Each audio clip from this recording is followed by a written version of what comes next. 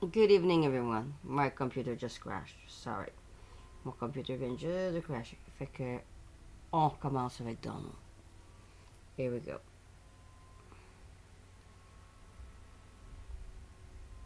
News today. We have numerous fronts are being covered. Before we do that, will. Thank you very much. We have some very exciting news today. We have numerous fronts are being covered. Before we do that, will give me certain proclamations. We'll sign them, and you'll hear a little bit about them. Will, please. Yes, sir.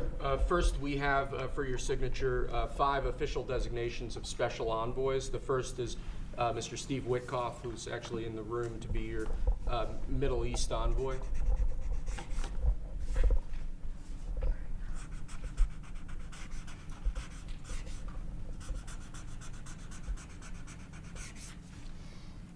Where is Steve? Steve Witkoff, everybody. He's done a great job in the Middle East, really great. But we'll see how it all turns out. It's complex, but I think he's going to do very well. Next, we have Mauricio Claver Caron to be your special envoy to Latin America, sir. Okay, good man.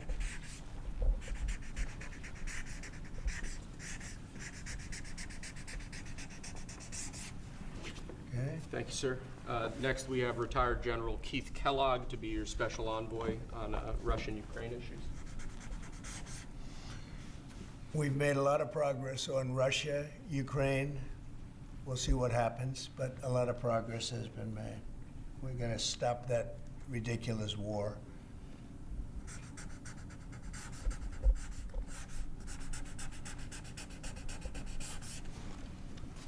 Okay. Thank you, sir. Next, we have designation of Rick Grinnell, to be your envoy for special missions. I sent him to California to turn on the water. We turned it on. It was not easy because we had to go through a lot of environmentalists that are causing a lot of problems. And we have billions of gallons of water. It was on 3 days ago. You probably saw. It should have gotten a lot of press, but it didn't get much. All we're doing is giving Los Angeles and the entire state of California virtually unlimited water, which they could have done 5 years ago, which I told them they should do, but the environmentalists stopped them.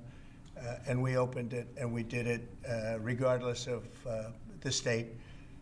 And now the state seems to be very happy. I spoke with Gavin Newsom, and he's very happy. I almost called him by the other name, didn't I?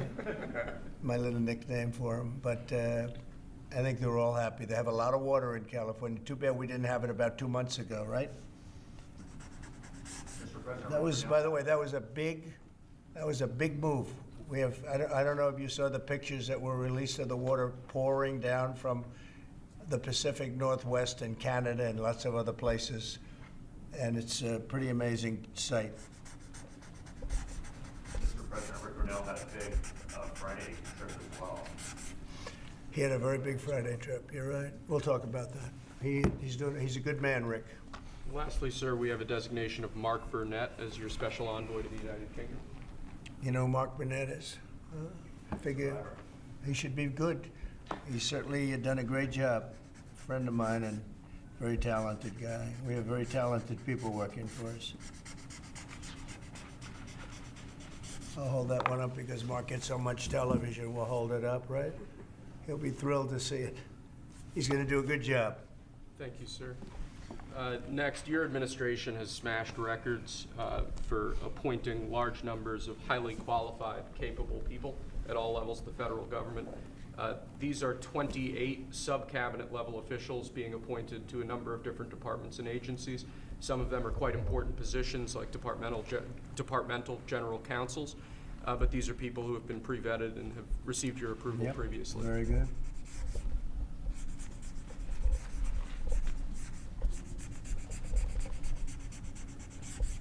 Okay. Thank you, sir. Next, this is an executive order. This charges your Secretary of the Treasury, Scott Bessent, and your Secretary of Commerce, Howard Lutnick, to begin a process that will hopefully result in the creation of an American sovereign wealth fund. It's a very exciting event. We're going to have a sovereign wealth fund, which we've never had. We have a lot of things that create wealth, and you're seeing that over the last 2 weeks. I think we've created more wealth. Other people have created de-wealth, the people, my predecessors. We're creating a lot of wealth. Scott, maybe you'd like to say something about it, and I'd ask also Howard to say something about it. Yes, sir, this is very exciting. We're going to stand this thing up within the next 12 months. We're going to monetize the asset side of the U.S. balance sheet for the American people. We're going to put the assets to work, and I think it's going to be very exciting. We're going to study best practices as done around the world. It'll be a combination of liquid assets, assets that we have in this country as we work to bring them out for the American people. The extraordinary size and scale of the U.S. government and the business it does with companies should create value for American citizens. If we are going to buy 2 billion COVID vaccines, maybe we should have some warrants and some equity in these companies and have that grow for the help of the American people. So I bring all these things together, I think we'll create, Scott and I will create an amazing sovereign wealth fund for you, sir. So other countries have sovereign wealth funds, and they're much smaller countries, and they're not the United States. We have tremendous potential in this country, tremendous. You're seeing that, what's happened just in a short period of time. And as an example, TikTok, we're going to be doing something perhaps with TikTok, and perhaps not. If we make the right deal, we'll do it, otherwise we won't. But I have the right to do that, and we might put that in the sovereign wealth fund, whatever we make, or if we do a partnership with very wealthy people, a lot of options, but we could put that as an example in the fund, and we have a lot of other things that we could put in the fund. And I think in a short period of time, we'd have one of the biggest funds, and you know, some of them are pretty large, I must tell you. Some of the, like the Saudi Arabia fund is on the large side, but eventually we'll catch it. But we're going to create a lot of wealth for the fund, and I think it's about time that this country had a sovereign wealth fund, and these two gentlemen and some others are going to work with them very closely, and they'll be heading it up, and they're going to do a great job. Two highly respected people that have done unbelievably well in the world, in the real world. So that's a big deal, huh? Yes, sir.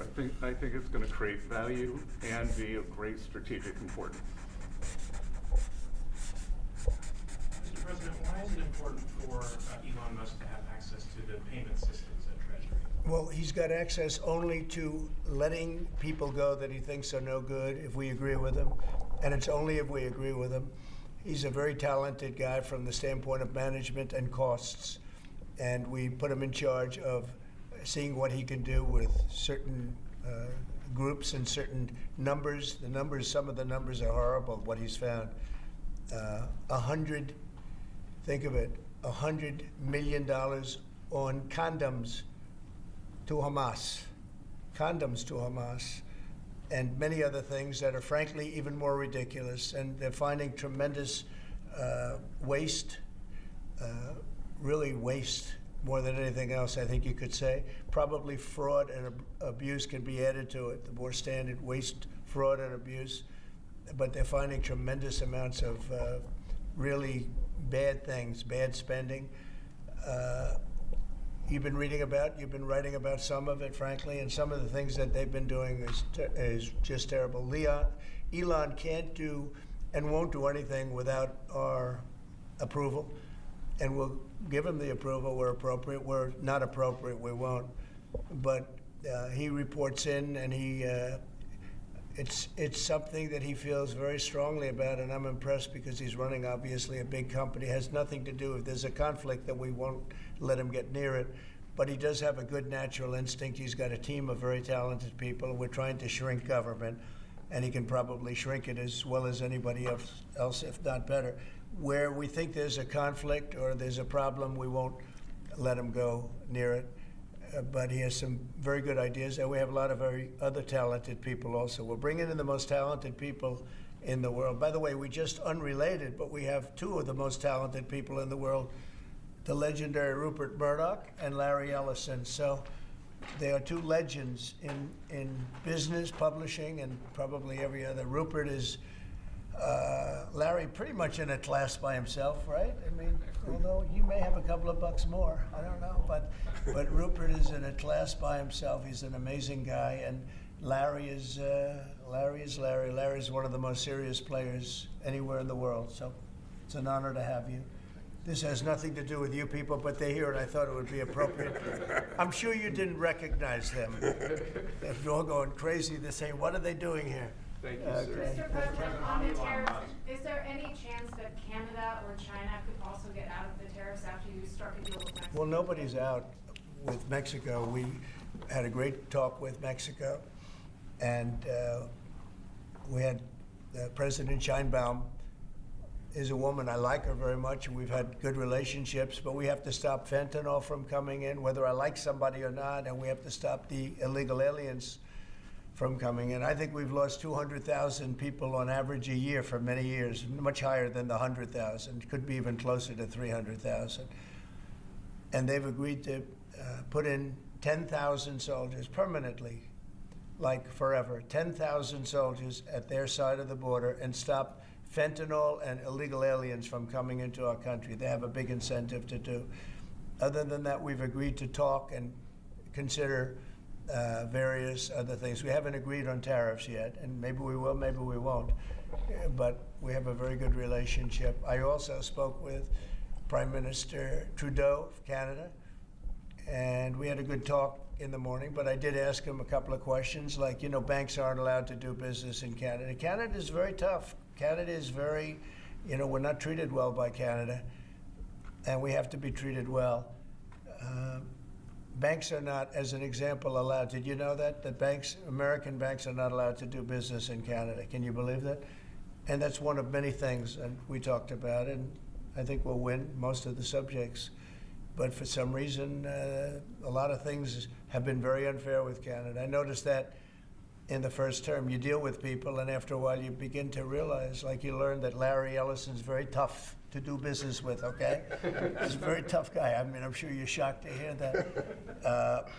But Canada is very tough. They're very, very tough to do business with, and we can't let them take advantage of the U.S. They don't take our agricultural product for the most part. They don't take our cars. They make cars, but they basically don't take our cars. And you know, we don't need, and look, I think we're going to have another good conversation today. We're actually speaking at 3 o'clock again. But we don't need them to make our cars. We don't need them to give us lumber.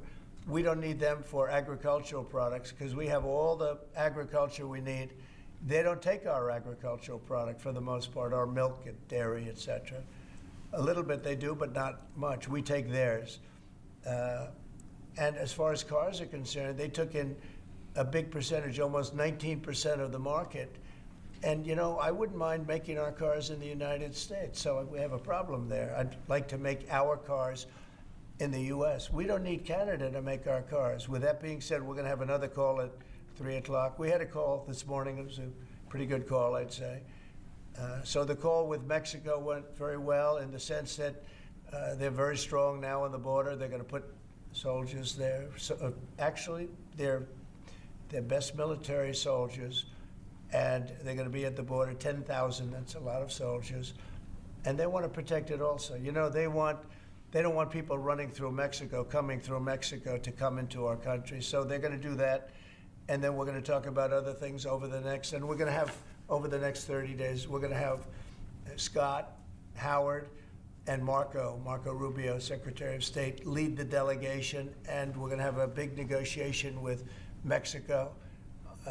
I'll be involved too, and President Sheinbaum will be involved to see whether or not we can work something out on the tariffs. What about China? China will be speaking to China probably over the next 24 hours. On fentanyl and China, President Trump. We don't want fentanyl coming into our country. Now, we had another big thing, speaking of China. China's involved with the Panama Canal. They won't be for long, and that's the way it has to be. Marco just got back, as you know. He's in the process of coming back. I guess he's almost back by now. And he had a very long conversation with the leader of Panama, the respected man, and some others. the entire leadership group, and we're trying to work a deal on the Panama Canal. The Panama Canal was given foolishly years ago to, it shouldn't have been happened, years ago to Panama by Jimmy Carter and the group.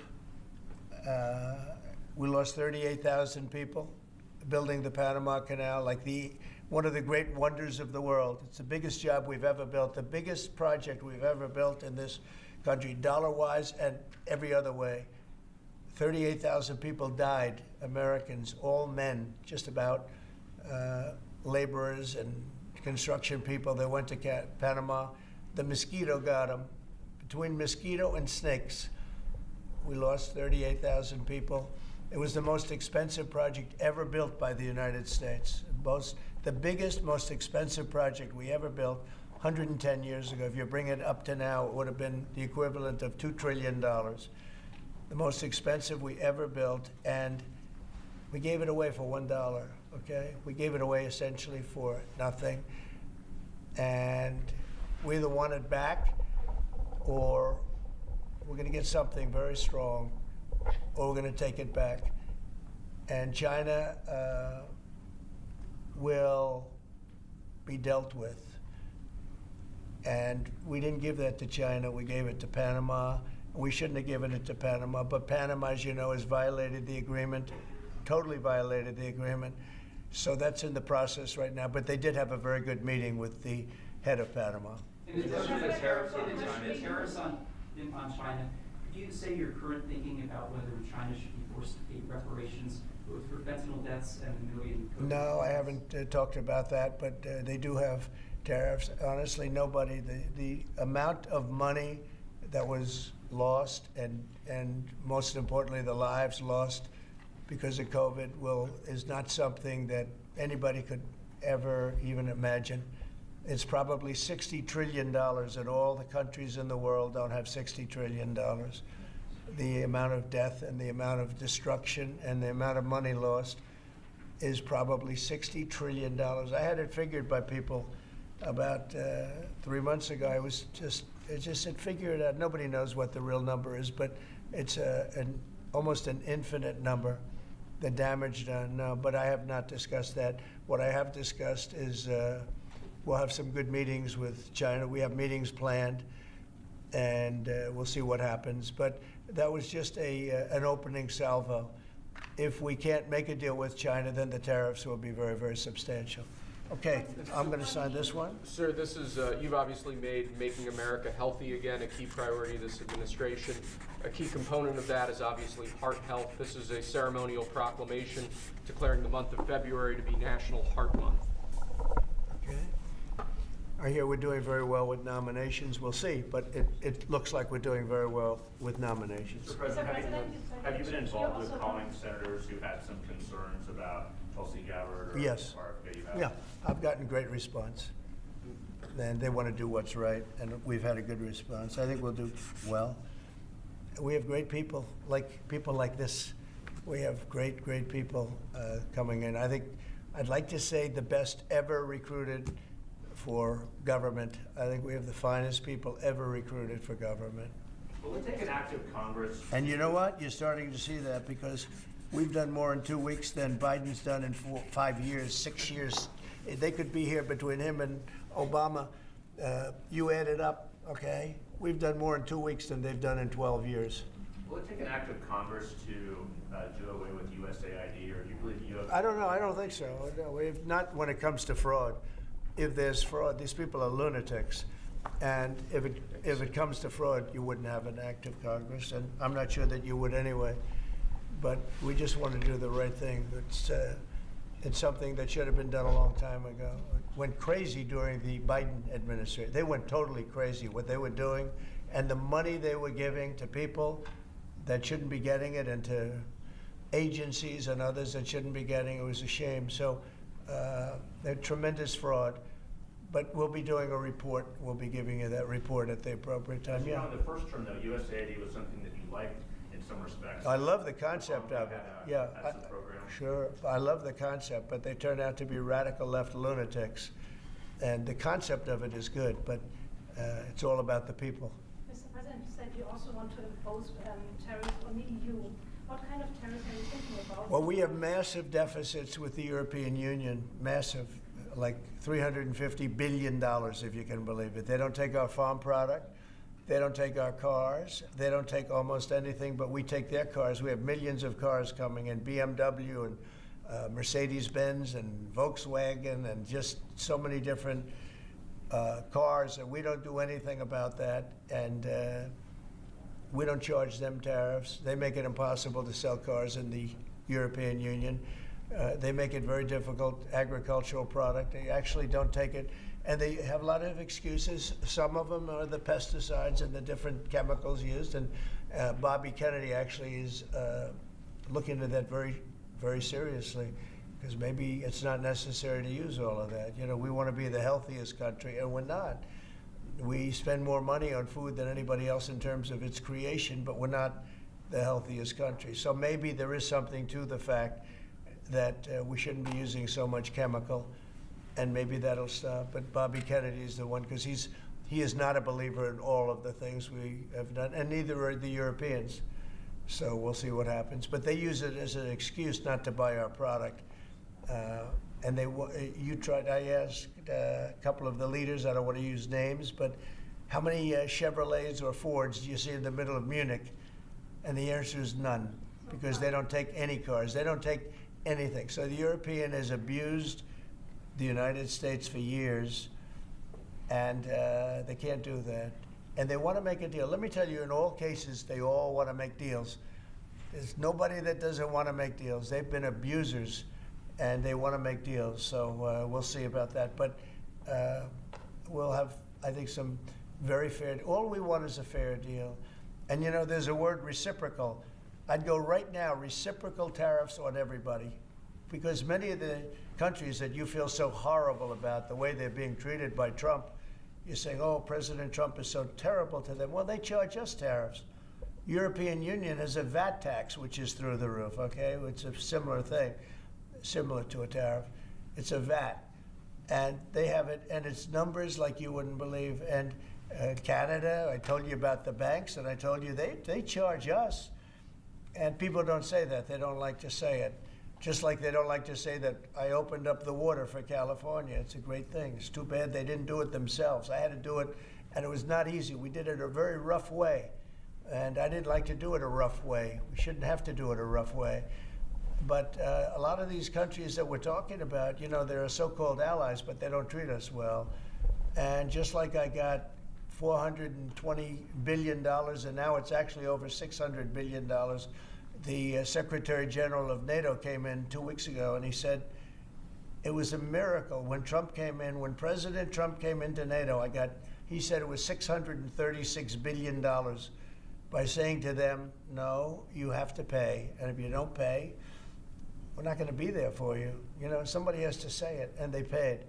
And it was a large amount of money. And one of the problems we have with the Russia-Ukraine situation is that we want to see some equalization, because we're in for close to $300 billion, and they're in for $200 billion less. Why are they in for less? Because Biden never asked them for money. He never said, you got to pay. He never did. All he did is hand out money. So we're talking with them right now, and we're actually working some deals right now, so we have some guarantees and some other things to keep that whole situation to go, really going. I mean, going. We're telling Ukraine they have very valuable rare earth. We want what we put up to go in terms of a guarantee. We want a guarantee. We're handing them money hand over fist. We're giving them equipment. European is not keeping up with us. They should equalize. And look, we have an ocean in between. They don't. It's more important for them than it is for us. But they're way below us in terms of money. And they should be paying at least equal. They should really be paying much more than us. But let's say equal to us. And they're billions and billions of dollars below. So we're looking to do a deal with Ukraine where they're going to secure what we're giving them with their rare earth and other things. Mr. President, they introduced a deal with Mexico this morning. Was that part partially related to the market reaction and a criticism from Mr. Murdoch's own newspaper. He called it the dumbest trade war on the editorial page on Saturday. I'm going to have to talk to him. This market reaction or concern about, I've been right over the Wall Street Journal many times, I will tell you. I don't agree with him on some things. No, it's not only is it not dumb, you're going to see. Every single one of those countries is dying to make a deal. You know why? Because they're ripping us off really badly. And the United States is tired of just being ripped off. And that's why we have $36 trillion in debt. We have it for a reason, because we make bad deals with everybody. And we don't allow that anymore. So the Wall Street Journal is wrong, because very simply, every single country that you're writing about right now is dying to make a deal, because the deals they have right now are so good, and so good for them, and so profitable for them.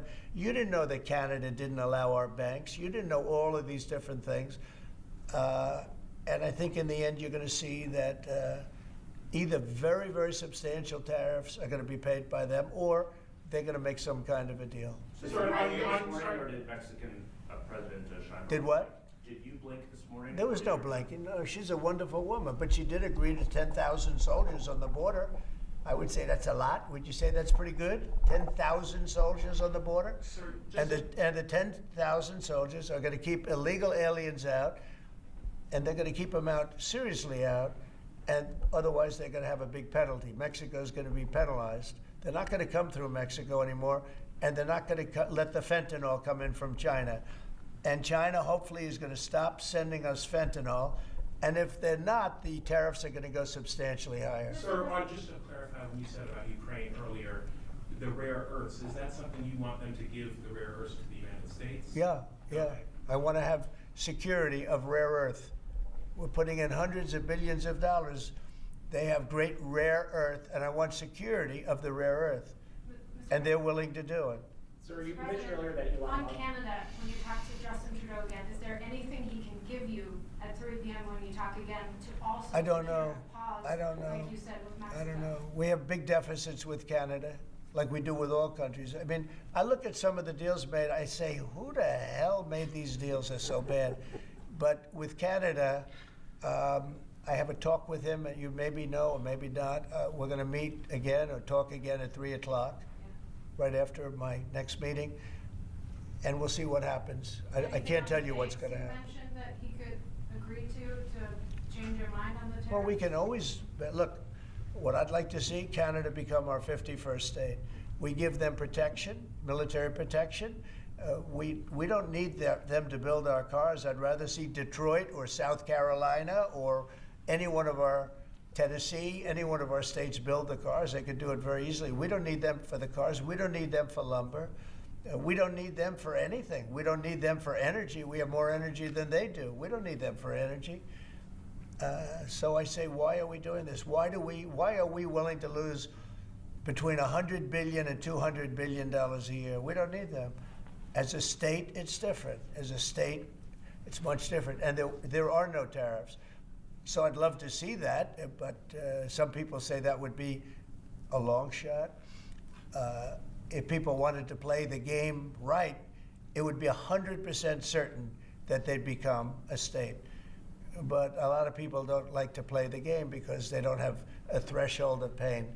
And there would be some pain, but not a lot. The pain would be really there. So we're going to meet again by phone at 3 o'clock, and we'll let you know what happens. On Israel, President Trump, you're very deep with Benjamin Netanyahu. Coming in tomorrow. Yes, you've mentioned in the past you're concerned about Israel being too small geographically.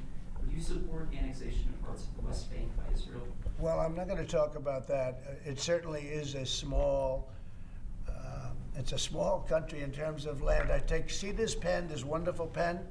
My desk is the Middle East. And this pen, the top of the pen, that's Israel. That's not good, right? You know, it's a pretty big difference. I use that as an analogy. It's pretty accurate, actually. It's a pretty small piece of land. And it's amazing that they've been able to do what they've been able to do when you think about it. There's a lot of good, smart brain power, but it is a very small piece of land, no question about it. Mr. President, you said earlier that Elon Musk is doing everything with your say-so. So is there everything that he has done thus far, going to all the agencies, shutting off access, getting access to federal payments, that all has you're okay with all of that? For the most part, yeah. If we, I mean, if there was something that didn't have my okay, I'd let you know about it really fast. And you think there are some areas where you wouldn't let him work because he has conflicts of interest? If there was a no, I haven't seen that, and he would know not to do it. So we haven't had that yet. But if there was a conflict, we would let him work in that There's an area. earlier you said with regard to Panama that you were going to make a deal, or the U.S. is going to take it. How long do they have to make that sort of deal, and are you still leaving on the table? We're going to meet with Panama on Friday at about 3:30 in the afternoon by phone, and maybe there'll be some representatives at, here or there. But we're going to be talking to Panama on Friday, essentially. And they've agreed to certain things, but I'm not happy with it. On the Middle East, Mr. President, if I may, do you still have doubts that the ceasefire will hold? On what? On the Middle East, do you think the ceasefire will hold? I have no assurances that it'll hold. I mean, I've seen people brutalized. Nobody's ever seen anything like it. No, I have no guarantees that the peace is going to hold. Steve, you might want to say something about that. Steve Woodcock. It's holding so far. So and we're certainly hopeful, and that's the president's direction. Get the hostages out, save lives, and come to hopefully a peaceful settlement of it all. So far it's holding. Mr. President, on a different topic, questionnaires have been going out to FBI agents across the country who were involved potentially in the investigation. Do you believe anyone involved at any level should be fired, sir? Well, I think the FBI was a very corrupt institution, and I'm a victim of it in a true sense. I was able to beat it, but other people have been treated horribly. I think the FBI had a great reputation. I think its reputation was really damaged badly, as is DOJ. Look at what they've done in terms of weaponization. Look at what they've done to a political opponent. Probably got me elected by what they did. Or I think I was doing well anyway, but they might have got me elected. But you know what? We have to have pristine, beautiful, perfect law enforcement. And what we want to do, and Cash is the one to do it. He's the one guy that is going to do it. We have to bring the reputation of the FBI. We have to bring the fact of the FBI back to what it could be. Not even to what it was, even better than it ever was. Because who would have thought that the FBI could have been corrupted like they were corrupted? Who would have thought that would have happened? Who would have thought they would have been used to go after, political opponents, essentially, but me being the number one, and so many other things beyond that. And they've been hurt very badly, and we'll see what happens. But Cash is the one to do it, and I hear he's doing very well. Cash will straighten it out. We have great confidence that we can make the FBI great again. Okay, one or two more and we'll be done. Tulsi Gabbard's nomination is... Say it? Tulsi Gabbard? Yeah, I think Tulsi's going to be doing okay. I'm not sure. I can't guarantee anything, but she's liked by so many people, especially people in the military and law enforcement. She has a little bit of trouble with some senators over her thoughts on Edward Snowden. I know Snowden, you've mentioned in the past you're thinking about pardoning him. Are you still, and what do you think about that? No, I don't talk about it right now. I just, people feel very differently. Some people think he should be pardoned, and some people think it would be a terrible thing to do. But I don't get involved in that. Mr. President, what are you discussing with Mr. Murdoch and Mr. Ellison? Just respect. I have great respect for Rupert Murdoch. I disagree with him a lot of times with the Wall Street Journal, but that's all right. We've disagreed before, and I'm sure they didn't have any idea what they were talking about, because already you see what's happening. Look at Colombia. Look at what happened with that. Everybody said that with Colombia it was going to be a disaster. In one hour, everything was settled. You know why? Tariffs. Without tariffs, they wouldn't have been the same way. They would not have treated me the way they treated me, which was extremely nicely. And I don't want to use countries, I don't want to use names, but tariffs are very powerful, both economically and in getting everything else you want. Tariffs for us, nobody can compete with us because we're the pot of gold. But if we don't keep winning and keep doing well, we won't be the pot of gold, and then tariffs won't be so good for us. But when you're the pot of gold, the tariffs are The tariffs are very good. They're very powerful. And they're going to make our country very rich again. Thank you very much, everybody. Thank you. I don't know. Thank you, Fred. Thank you, guys. Let's go. How is the market doing? Thank you, guys. Picked up after. Thank you, guys. Let's go. I did. Guys, let's go. Come on. I don't think about it. Thank you. Snokesfella. Good evening, everyone. Well, I'm going to tell you a few things. That was done before he spoke with, I'm going to bring you here. I can't say I'm not feeling well. Okay, I want to skip to all this. Look at this. So, at 5:10 today, Donald said that he has made a deal, okay? The gif of the thing is kind of the same thing as Mexico, if you're asking me, because he's talking about 10,000 personnel will go. He says Canada will implement a 1.3 billion border plan. And he says Trudeau said he's going to reinforce the border. Hold on, what's going on? Something's scaring my dears. Oh, hey, dears, come and see mommy. Come and see mommy. Come and see mommy. And he's talking about special forces will work with U.S. Actually, this is very interesting. You need to read in between the lines with all these stories, okay? Because it's not as it seems. So, it's a Dog and Pony show that we're watching, but we still need to know the Dog and Pony show. Bon, comme vous avez vu là, qu'ils ont fait un deal supposément là. Ils vont travailler avec les Special Forces.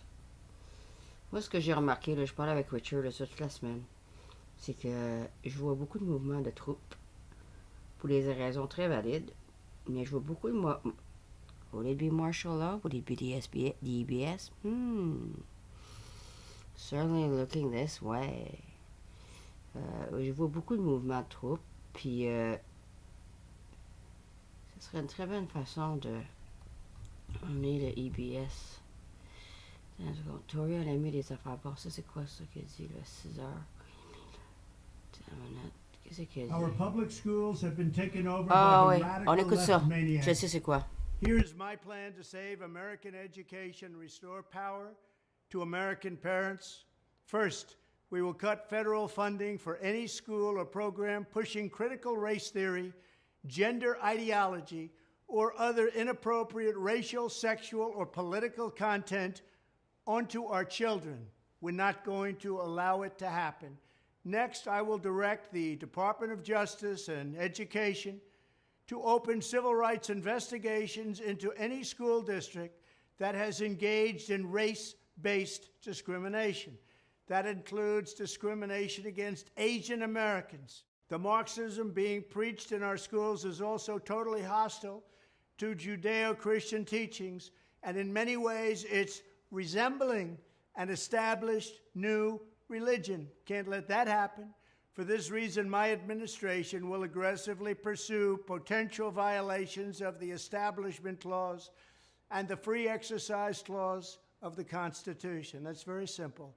Additionally, on day one, we will begin to find and remove the radical zealots and Marxists who have infiltrated the Federal Department of Education. And that also includes others, and you know who you are, because we're not going to allow anybody to hurt our children. Joe Biden has given these lunatics unchecked power. I will have them fired and escorted from the building, and I will tell Congress that any appropriations bill I sign must reaffirm the president's ability to remove defiant employees from the job. It's all about our children. I will veto the sinister effort to weaponize civics education. We will keep men out of women's sports and we will create a new credentialing body that will be the gold standard anywhere in the world to certify teachers who embrace patriotic values, support our way of life, and understand that their job is not to indoctrinate children, but very simply to educate them. Finally, I will implement massive funding preferences and favorable treatment for all states and school districts that make the following historic reforms in education. 1, abolish teacher tenure for grades K through 12 so we can remove bad teachers and adopt merit pay to reward good teachers. We want great teachers in our schools. 2, drastically cut the bloated number of school administrators, including the costly, divisive, and unnecessary diversity, equity, and inclusion bureaucracy. 3, adopt a parental bill of rights that includes complete curriculum transparency and a form of universal school choice. And 4, implement the direct election of school principals by the parents. It's all about the parents for their children. More than anyone else, parents know what their children need. If any principal is not getting the job done, the parents should be able to vote to fire them and select someone who will. This will be the ultimate form of local control. Our country has, frankly, never had anything like it, or let's say for at least the last 50 years. As the saying goes, personnel is policy, and at the end of the day, if we have pink-haired communists teaching our kids, we have a major problem. When I'm president, we will put parents back in charge and give them the final say. We will get back to teaching reading, writing, and math, called arithmetic, and we will give our kids the high-quality, pro-American education they deserve. We spend more per pupil than any nation in the world by double.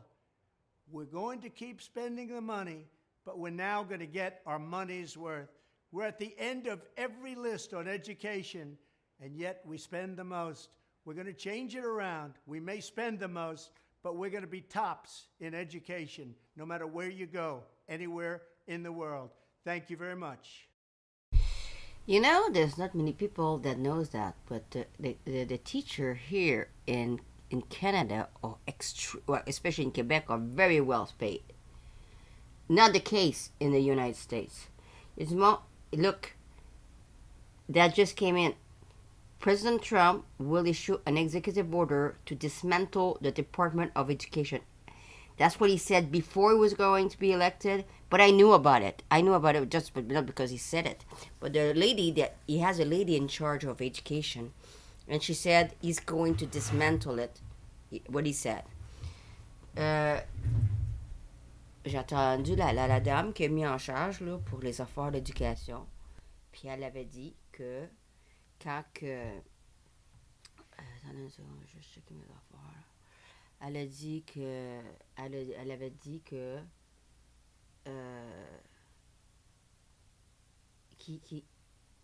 Hi, Amstead. Elle avait dit que... Donald, il dismontrait tout ça. OK? Puis c'est ça qui est arrivé. Mais c'est ça qui est arrivé. Mais ça, c'est arrivé à 6h46. Il y a une autre affaire aussi qui est arrivée là, pendant qu'on parlait. Pour l'affaire de Canada. Il est arrivé une affaire avec la Californie que Tori vient juste de mettre pendant qu'on parlait. Something happened in California that Tori put at 7 o'clock.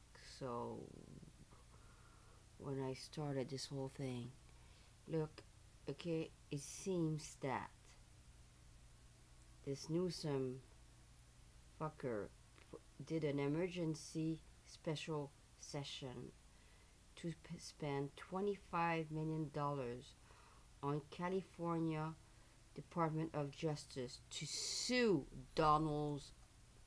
Qu'est-ce que tu fais là? Tu as peur au chevreuil, là, arrête tout ça. To sue the Trump administration passed. Shocker. That's what Tory said. 77-17. This is a breaking news. I mean, so what I is beyond me to what they are expecting to achieve with that. Que ce soir, ça a l'air qu'il y a eu une emergency session en Californie qui ont dépensé, ils vont mettre 25 millions de dollars dans le DOJ de la Californie pour actionner la Trump administration. C'est bien voir là que ils sont nowhere là, tout ce monde-là. Là. Sérieux là. Ils ont, tout ce que fait le dommage avec les feux là-bas là. C'est la seule place qui pense à dépenser de l'argent. Don't get me started. Well, the point is of all this is at least now we have more news. Let me check. What is this? Is that important? C'est ça. Ben, c'est la même affaire sur les deux bords. La même affaire sur les deux bords.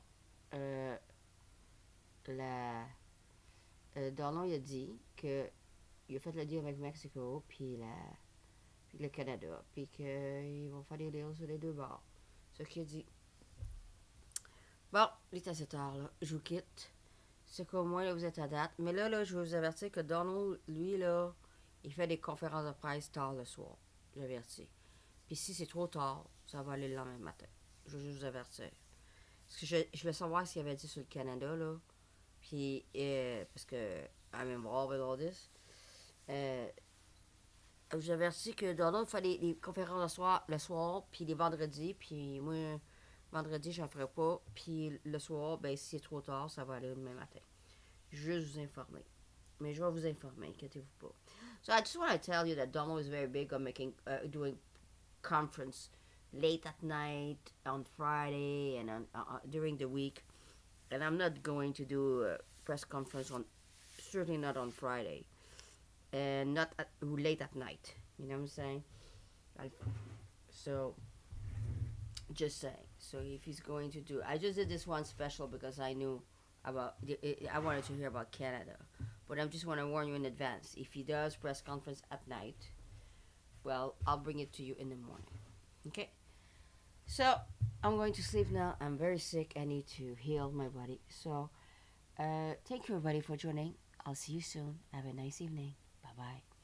Fait que merci d'être venu. Comme je vous l'ai dit, là, ça va être rock'n'roll avec Donald, là. J'ai tout le temps des choses à dire. Mais c'est parfait. Moi, je veux que ça avance, les choses. Fait que, bonne nuit tout le monde. Je vais me coucher. I'm not feeling too good. Fait que, bonne nuit. Merci d'être venu. On se parle bientôt. Bye bye. Tout le monde dort. Sam est parti se coucher. Les chevreuils même sont partis. Fait que, juste moi qui debout là. Bon, ça c'est signe de l'univers qu'il faut que j'aille me coucher. Good night everybody.